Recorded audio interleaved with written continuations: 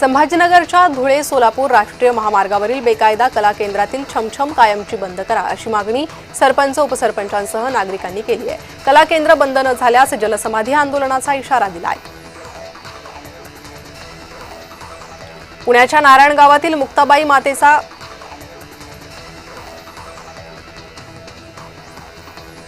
तर संभाजीनगरमधील घटना आहे। कार समोर लघुशंका केल्याने वाद झाला, थेट गोळीबार करण्यात आलेला आहे। संभाजीनगर युवा तर संभाजीनगरमधील ही घटना समोर येते आहे।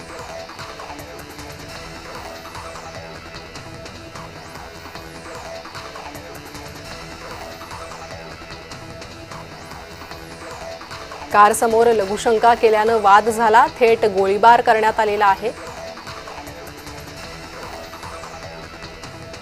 संभाजीनगरमध्ये जेवण करून मित्रासोबत बाहेर पडल्यानंतर कार समोर एकाने लघुशंका केली, यातून वाद होऊन शाब्दिक चकमक झाली। काही अंतरावर जाऊन बोलत थांबलेल्या दोन मित्रांवर स्कूटीवरून आलेल्या तिघांनी गोळीबार केला। यात सुदैवाने जीवितहानी झाली नाहीये।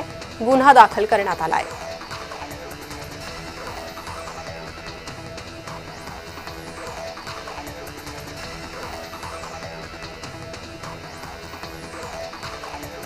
धुळे तालुका पोलिसांनी दुचाकी चोरांच्या टोळीवर मोठी कारवाई केली आहे। पोलिसांनी 2 चोरट्यांना ताब्यात घेतलाय। यात चोरीच्या दुचाकी जप्त करण्यात आलेल्या आहेत।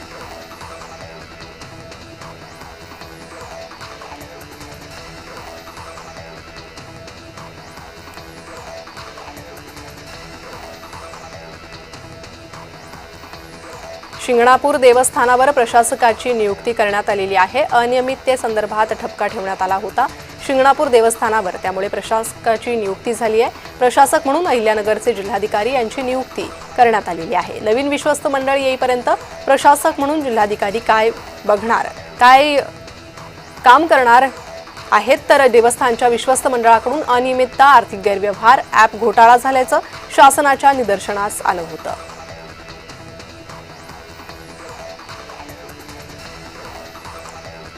संभाजीनगर युवा महोत्सवात सहभागी न झालेल्या 25 महाविद्यालयांना 10,000चा दंड ठोठावण्यात आलाय।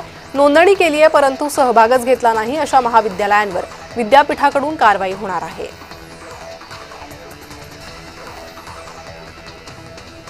धुळे तालुका पोलिसांनी दुचाकी चोरांच्या टोळीवर मोठी कारवाई केली आहे। पोलिसांनी 2 चोरट्यांना ताब्यात घेतलं असून 7 चोरीच्या दुचाकी जप्त केल्या आहेत।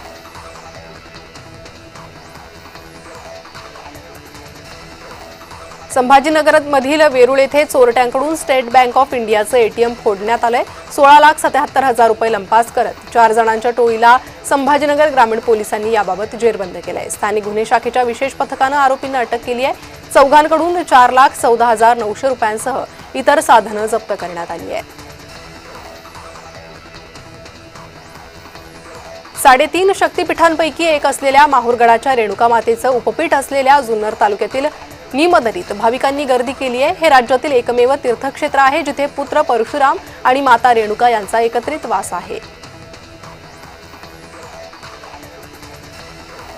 पुण्याच्या नारायण गावातील मुक्ताबाई मातेचा गाभारा आकर्षक फुलांनी सजवण्यात आलाय। देवीला सुवर्ण अलंकार चढवण्यात आले। नवरात्रोत्सवानिमित्त विविध कार्यक्रमांचं आयोजन करण्यात आलंय।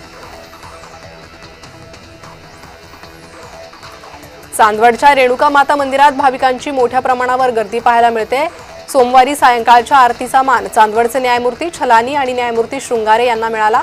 मंदिरात आकर्षक फुलांची सजावट आणि रोषणाई करण्यात आलेली आहे।